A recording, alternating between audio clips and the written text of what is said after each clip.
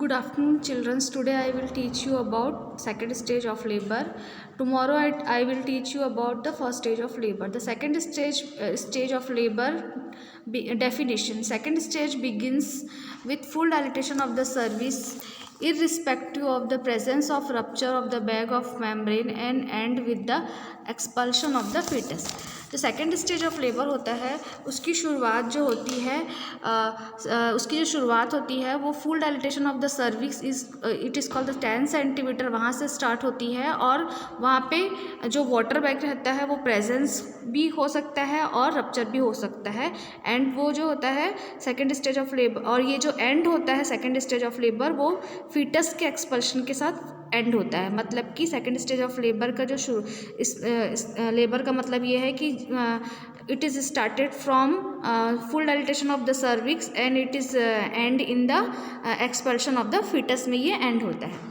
Then the sign of full dilatation: no cervix left on vaginal examination, expulsive uterine contraction, anus putting, presenting part is visible and bulging of the perineum. Clinical course of the second stage of labor: pain, intensity of pain is pain increase, bearing down effort, voluntary expulsive effort, membranous status, membrane may rupture with gush of liquor per vagina, descent of the fetus, vaginal sign, maternal sign, and fetal effect. Station of the head, station of the head in this, आप इस diagram में देख रहे हैं कि आपको baby का head जो होता है, एक आपको रेड लाइन दिख रहा है जिसमें बेबी का हेड 0 स्टेशन में है। वो इंडिकेट करता है कि जब बेबी का हेड इस्चियल स्पाइन को टच करता है तब बेबी का हेड 0 स्टेशन पे रहता है। और आपको मैं स्टेशन के बारे में अगली क्लास में डिटेल में बताऊंगी। Management of the second stage of labour principle, the main principle of the main management or principle of the second stage of labor is to assess the natural expulsion of the fetus slowly or steadily to prevent perineal injury. दो main principle है second stage of labour का। First है कि हमको baby को naturally और slowly expel करना है without any injury, and second है to prevent perineal injury, perineal injury से बेबी को पेरिनियल इंजुरी को प्रिवेंट करना है। मदर को जो पेरिनियल इंजुरी होने का चांस जो बढ़ जाता है उससे हमको मदर को प्रिवेंट करना है। दूसरा है, अगला टॉपिक है episiotomy. It is the surgical plan incision on the perineum and the posterior vaginal wall during the second stage of labour. Episiotomy जो होता है सर्जिकली प्लान इंसिजन होता है जो कि पेरिनियम के पोस्टीरियर वेजाइनल वॉल में सेकेंड स्टेज ऑफ लेबर के दौरान दिया जाता है। Mechanism of the labour, mechanism of the labor, the series of movement that occur on head in process of adaptations during journey through pelvic called mechanism of labor। mechanism of labor जो होता है baby का head जब perineum से गुजरता है उस समय उसके head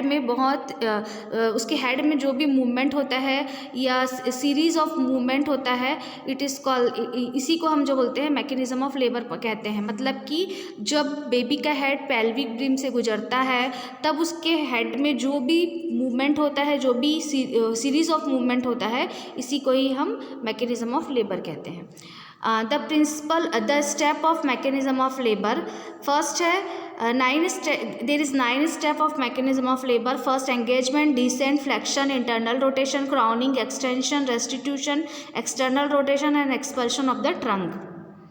Then conducting the delivery, हमको जब डिलीवरी कंडक्ट करना है उस समय किन किन चीज़ों का ध्यान रखना है। फर्स्ट है एसेप्टिक यूज़ करना है, it include the gowning, gloving, delivery kit, and then style technique का यूज़ करना है। Delivery of the head, first of all हमको सर्वाइकल डायलिटेशन होने के बाद हमको पहले हेड को डिलीवर्ड करवाना है, then delivery of the shoulder को डिलीवर्ड करवाना है, then clean the air passage. Immediate care of the baby, immediate care में फर्स्ट हमको सबसे पहले बेबी को क्लियर द एयर पैसेज को क्लीन करना है, सेपरेशन ऑफ द कॉर्ड को सेपरेट कट करके सेपरेट करना है बेबी को, examine the baby for any gross abnormalities को एग्जामिन करना है, show the baby to the mother, place in the worm clot and cover the light cover, baby को जो होता है वर्म कॉट से वर्म जो ब्लैंकेट होता है उससे कवर करना है, बेबी को टाइम टू टाइम ऑब्जर्व करना है, early breast feeding as soon as possible, baby को आफ्टर 2 आवर ब्रेस्ट फीडिंग करवाना है, recording, it is the responsibility of the midwife conducting the delivery to complete labour record, हमको delivery के दौरान जो भी हम प्रोसेस कर रहे हैं उसका कंप्लीट लेबर रिकॉर्ड होना चाहिए, मिडवाइफ की रिस्पॉन्सिबिलिटी है, it include detail of any drug administered, duration and progress of the labour, it is if episiotomy was perform and repair, हमको जो टाइम टू टाइम हम जो पेशेंट को केयर किए हैं डिलीवरी प्रोसेस के दौरान, जो लेबर में जो भी प्रोग्रेस हुए हैं, जो भी हम ड्रग एडमिनिस्टर किए हैं, और यदि हम एपिजोटमी किए हैं, दिए हैं, उसको रिपेयर किए हैं, वो सारी चीज़ों को हमको रिकॉर्ड करना है। The information is entire is recorded as well as the birth register, हमको the information is entire in record as well, हमको जो जितना भी रिकॉर्ड है उसका पूरा एंटायर रिकॉर्ड का इन्फॉर्मेशन होना चाहिए, देन हमको बर्थ को रजिस्टर करना है, detail of the babies conduction include Apgar score also recorded, हमको बेबी का कंडीशन स्पेशली जो हम अवगार स्कोर से असेस करते हैं उसको भी हमको रिकॉर्ड करना है। Management of the third stage of the labour,